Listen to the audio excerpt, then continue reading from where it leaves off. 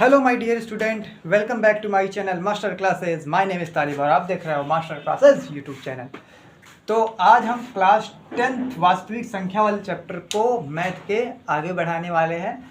हमने पिछली क्लासेस में दो दो क्वेश्चन तक कर लिया था। प्रश्नावली 1.1, प्रश्नावली 1.1 अध्याय 1 लिखा है हमने। प्रश्नावली 1.1 चलो यहाँ लिख देता हूँ, 1.1 का है ये सब। 1.1 प्रश्नावली का है। तो प्रश्नावली 1.1 के हमने दो क्वेश्चन कर लिए थे। आज हम ये तीसरा क्वेश्चन करने वाले हैं। ये जो तीसरा क्वेश्चन है ना, बहुत ज़बरदस्त क्वेश्चन है। याद करो, अगर बताने को तो मैं बताने को तो चुटकियों में आप खुद ही लगा लिए होंगे। मुझे लगता है अधिकतर बच्चे तो इसको लगा ही लिए होंगे। क्या किए होंगे, 616 और 32 का हाईएस्ट कॉमन फैक्टर यानी कि HCF निकाल दिए होंगे, मासा, और आपको आंसर मिल गया होगा। लेकिन आप एक बात मुझे कमेंट करके बताना, कैसे पता चला कि इसमें HCF ही निकालना है? कैसे पता चला कि इसमें HCF निकालना है? अगर मान लो तुमको ऐसे कोई क्वेश्चन दे दिया जाए, इस क्वेश्चन में थोड़ा बहुत हेरबदल करके और ऐसे दे दिया जाए, एग्जाम में दे दिया जाए, क्योंकि आपको पता था ये वाली एक्सरसाइज 1.1 है और 1.1 में HCF निकालना है सब में, तो आपने HCF फट से निकाल के आंसर पा लिया। अगर आपको कॉम्पिटिटिव एग्जाम या फिर कोई ऐसे ही एग्जाम में, आपके ही एग्जाम में कोई कुछ ऐसे फेरबदल करके दे दिया जाए और आपको दे दिया जाए और कहा जाए इसको बताओ, तो भैया आप कैसे बताते? आपको कैसे पता चलता कि वहाँ पे HCF निकालना है? आप तो ऐसे हवा में बाजी कर रहे हो कि बस पहली एक्सरसाइज है और HCF निकालना होगा, निकाल के आंसर पा लिए। लेकिन ये रटना होगा। थोड़ा कॉन्सेप्ट को समझते हैं। कोशिश करूँगा जल्दी से इसको अच्छे तरीके से समझा सकूँ। हालांकि मैं बड़ी वीडियोस नहीं बनाता हूँ, छोटी वीडियोस ही बना के देता हूँ ताकि आप लोग बोर ना हो। अगर आप कहेंगे, कमेंट करेंगे तो मैं बड़ी वीडियोस भी बनाने लगूंगा। लेकिन अगर आपको अच्छी लगती है छोटी वीडियोस तो मैं कंटिन्यू करता रहूँगा ऐसे ही, ठीक है? देखिए, कॉन्सेप्ट को सीखेंगे। चलो इसको समझाता हूँ। किसी परेड में 616 सदस्यों वाली एक सेना आर्मी की टुकड़ी 32 सदस्यों वाले एक आर्मी बैंड के पीछे मार्च करना है। 32 सदस्य हैं जो ढम ढम ढम ढम ढम ढम बजा रहे हैं, ठीक है? बाजा बजाते हुए आगे चल रहे हैं और 616 उनके पीछे से मार्च करते हुए left right left left right left करते हुए जा रहे हैं, ठीक है? तो बताओ, दोनों समूहों को समान संख्या वाले सदस्यों में मार्च करना है। मतलब उनकी जो मार्च करने की स्पीड है, स्पीड कह रहा हूँ, उनका जो मार्च करना है वो एकदम सिस्टमेटिक होना चाहिए। सिस्टमेटिक बोले तो ऐसे, जैसे मान लो ऐसे ऐसे ऐसे है कोई चीज़, ऐसे मार्च कर रहे हैं तो एक भी यहाँ पे कम ना हो। ऐसे होगा तो मार्च वो सिस्टमेटिक नहीं होगा, ठीक है? यहाँ पे लिखा है समूह समान संख्या वाले स्तंभों में मार्च करने चाहिए। स्तंभों में ऐसे ऐसे जो लाइन है ये 1 2, तो 1 2, अगर 2 सदस्य पहले स्तंभ में हैं, पहले लाइन में ऐसे 2 हैं, तो सब पीछे 2 होने चाहिए। बैंड बाजे से लेकर जितना पीछे आर्मी के जवान हैं सब के सब उसी लाइन में होने चाहिए, उतने एकदम सिस्टमेटिक होने चाहिए। ये कह रहा है सवाल। और आगे पढ़ते हैं। उन स्तंभों की अधिकतम संख्या ज्ञात कीजिए, क्या है जिसमें वे मार्च कर सकते हैं। कुछ लोग तो इसको देख के मासा निकाल देंगे, HCF के अधिकतम लिखा है, इससे क्वेश्चन हो गए होंगे। लेकिन अब ये कोई अच्छा तरीका नहीं है, मतलब एकदम स्टैंडर्ड तरीका नहीं है। जरूरी नहीं है कि वहाँ अधिकतम लिखा है तो HCF ही निकालना होगा, नहीं, ऐसे नहीं हो सकता। अधिकतर क्वेश्चन, कुछ क्वेश्चन ऐसे भी होंगे जिसमें ये नियम अप्लाई नहीं होगा, तो आप परेशान हो जाओगे, कहोगे ये सब क्या है। तो इसलिए कॉन्सेप्ट सीखो, ऐसे फालतू के चीज़ों में ना फंसो। हाँ, ना आ रहा हो, बाद में एग्जाम में फंस गए हो तो अलग सी बात है, वो समझ के कर दो। लेकिन अभी जब सीखने का टाइम है इसलिए आप सीखो। तो देखो मैं समझा रहा हूँ इसको। 32 सदस्य हैं, 32 सदस्य। अगर दो थोड़ी देर के लिए माना कि इतने बड़ी गिनतियों को, मतलब इतनी बड़ी गिनतियों को मैं समझाने से पहले मैं थोड़ा सा, अगर मैं थोड़ा चीज़ ले लूँ। जैसे मान लो मैं कह दूँ आर्मी बैंड मेरे पास 6 आर्मी बैंड वाले हैं, और मैं इसको कह रहा हूँ कि जो बैंड के पीछे जो लेफ्ट राइट करके जवान चल रहे हैं वो 8 हैं, ठीक है? तो अगर मुझे इसको सिस्टमेटिक करना, ध्यान कॉन्सेप्ट सीखना है ना, तो इसको बढ़िया से देखो, फिर वो तो तुम्हें अपने आप अभी मैं समझा दूंगा। तो इसको सिस्टमेटिक अगर बनाता मैं तो कैसे बनाता बताओ? एक काम करता मैं यहाँ इसको 2 लिख, आर्मी बैंड सारे बाजा वालों को ऐसे लिख देता, बैंड वालों को 6 ठो सिस्टमेटिक। और इसको कैसे लिखता 8 को, ये बाजा वाले हैं 6 और उसके पीछे ऐसे मार्च करते हुए यहाँ पे एकदम बगल बनाते तो समझ लाओ। चलो पेन कलर चेंज करके लिख देता हूँ, बना देता हूँ ताकि आपको समझ में। ये जो है 8 ये है, मैंने इसको सिस्टमेटिक बना दिया। देखिए एकदम सिस्टमेटिक दिख रहा है कि नहीं। कोई दो स्तंभ में दो स्तंभ, दो सभी स्तंभ में है। सिस्टमेटिक है, ये एकदम सिस्टमेटिक है। लेकिन ये 6 और 8 के लिए है, हम 32 और 616 के लिए बनाना है। ऐसे सीख लीजिए, कॉन्सेप्ट बता रहा हूँ मैं। HCF क्यों निकाले हैं इसका जवाब दूंगा आपको, ठीक है। कैसे पता चला कि HCF ही निकालना है इस क्वेश्चन में। हालांकि ये क्वेश्चन 2 मिनट का है, ऐसे जल्दी से कर दूंगा अभी मैं HCF निकाल कर, लेकिन सीखो कि क्यों HCF निकालेंगे, इसका जवाब दूंगा। क्या है ये, देखिए इसमें अगर मैं देखूं कितने हैं ये, कितने के स्तंभ में, 2 के, कितनी पंक्तियां बनी हैं, 3। तो कुल मिला के 3 और 2 का गुणा किया तो क्या आया, यानी कि 6 को 3 गुणे 2 ऐसे लिखा है, 3 गुणे 2 ऐसे लिखा है। इसमें भी तो 2 ही हैं, जो यहाँ है वही यहाँ है, क्योंकि बोला है कि एकदम सेम रहना चाहिए। यही कितने की बनानी है, 2 की बनी है यहाँ पे, वहाँ पे कितने की बनेगी, यही पूछा है। अधिकतम कितने की बनेगी। ये कितना है, 4 है, वो तो 2, ये तो 2 ही है, ये तो 2 ही है, ये 4 है। तो कुल मिला के 4 और यहाँ पे चलो 2 लिख लेता हूँ क्योंकि ये 2 ही है।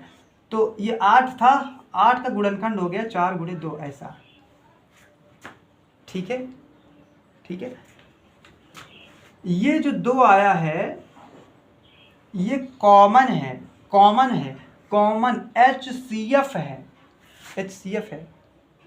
इन दोनों गुणनखंडों में यही हाईएस्ट है, हाईएस्ट कॉमन है, और कोई कॉमन ही नहीं है। 4 का गुणनखंड करोगे तब भी कॉमन नहीं मिलेगा, तो इसलिए यही दोनों हाईएस्ट है, और हाईएस्ट है तो इसलिए HCF बोलेंगे इसको। 2 आया, लेकिन ये तो हमने इस छोटे से चीज़ों के लिए देखा। 616 और 32 के लिए कैसे देखें, तो इसको भी सीख जाए। मान लो मेरे पास 32 सदस्य हैं, तो 32 सदस्य को ना बनाकर मैं थोड़ा सा बनाता हूँ, छोटा सा। कहाँ गया वो मिटाने वाला, चलो यहीं पे रहना, मिटाने वाला। देखो 1 2 3 ऐसे करते करते मुझे नहीं पता कितनी पंक्तियाँ बनेंगी, इसलिए मैंने ऐसे कर दिया। लास्ट में कोई एक पंक्ति होगा, मतलब मुझे नहीं पता कितनी पंक्ति बनी, इसलिए मैंने डॉट कर दिया, पता नहीं है मुझे। हाँ, ये ऐसे करते करते बहुत सारा 32 वैसे बना है, ऐसे इसको कर दे रहा हूँ, 32 हो गया। चलो 32 हो गया, डॉट 32। ये कुल टोटल है 32। कुल टोटल कितने हैं, ये है 32। मुझे नहीं पता कि ये कितना स्तंभ बनेगा, मुझे नहीं पता, इसी को निकालना है। ये कितना स्तंभ बनेगा मुझे नहीं पता, तो मैं इसको n मान लेता हूँ। ABCD में कोई माना कि वो n होगा, और ये टोटल मुझे नहीं पता, तो इसको मैं मान लेता हूँ x। क्लियर। ये तो थे बैंड वाले 32।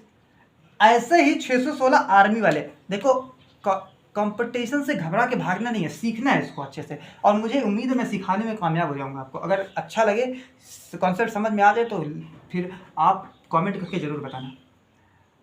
1 2 ऐसे करते करते मुझे नहीं पता इसमें कितनी पंक्तियाँ बनी, लेकिन मुझे इतना पता है कि सब में सिस्टमेटिक रहना है, इसलिए यहाँ जितने लोग रहेंगे n माना है, तो ये वाले मानने की ज़रूरत नहीं, ये भी n ही होगा। अब ऐसा क्यों, क्योंकि देखो उसने पूछा कि सिस्टमेटिक हो।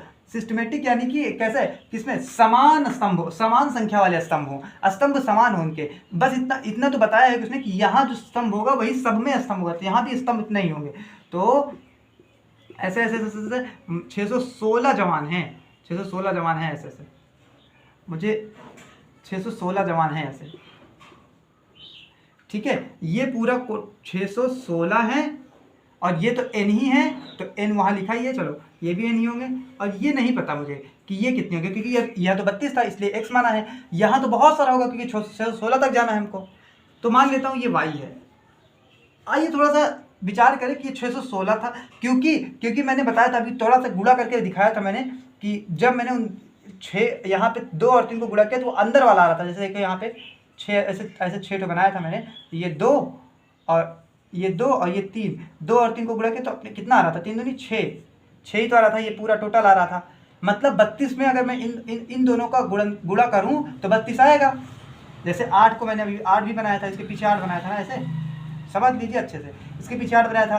तो यहाँ पे टोटल 2 था और ये पूरा मैंने बनाया था 4, तो 4 दूनी 8, मतलब इन दोनों को गुणा कर रहा था तो टोटल जो हमारे पास था वो आ रहा था। जैसे यहाँ 6 तो 6 आ रहा था, यहाँ 8 था तो 8 आ रहा था, इस तरह से। ठीक है, इसी तरीके से इस छोटी सी बात को हम इस पर अप्लाई करें तो 616 हमारा कैसा आएगा, कैसे आएगा, 616 बराबर y गुणे, इसमें तो यहाँ क्या है n, ये पूरा n है ना, चलो लिख देते हैं यहाँ भी n। 616 में क्या आएगा y गुणा n। 32 में क्या आएगा 32। 32 में आएगा x गुणा n, x गुणा n, x गुणे n। अब इसको ध्यान से आप समझिए, देखिए कि ये जो 616 है उसको गुणा है, ये दोनों गुणनखंड हैं, गुणनखंड हैं y गुणे n। 32 का गुणनखंड है ये दोनों। इन दोनों में जो अधिकतम जो कॉमन फैक्टर है अधिकतम वो है n। इन दोनों में हाईएस्ट जो कॉमन है वो है n, वो है n। और हाईएस्ट जो कॉमन होता है उसको क्या बोलते हैं, HCF, यानी कि HCF यहाँ पर n है। असल में हाईएस्ट कॉमन को ही नाम दिया गया HCF, तो यहां से हाईएस्ट कॉमन निकल रहा है ना, हाईएस्ट कॉमन को क्या बोलते हैं, HCF। अब पता चला इसमें क्या निकालना है, ये कॉन्सेप्ट था। अब लगा के दिखाता हूं ये क्वेश्चन लगेगा कैसे, क्योंकि लगाने में क्या है, छोटा सा है, आपको बताइए कैसे लगाते हैं। रुको 1 मिनट, मिटा देते हैं इसको, मिटाने के लिए लिया था। चलो अब इसको क्वेश्चन को करते हैं 1.1 का तीसरा क्वेश्चन। हालांकि ये थोड़ा सा वीडियो लंबा हो गया, लेकिन मतलब एक ही क्वेश्चन में, तब भी आपको कॉन्सेप्ट सिखाना था इसलिए आपको ज़्यादा टाइम देना पड़ा मुझे। चलिए सिखाता हूँ इसको।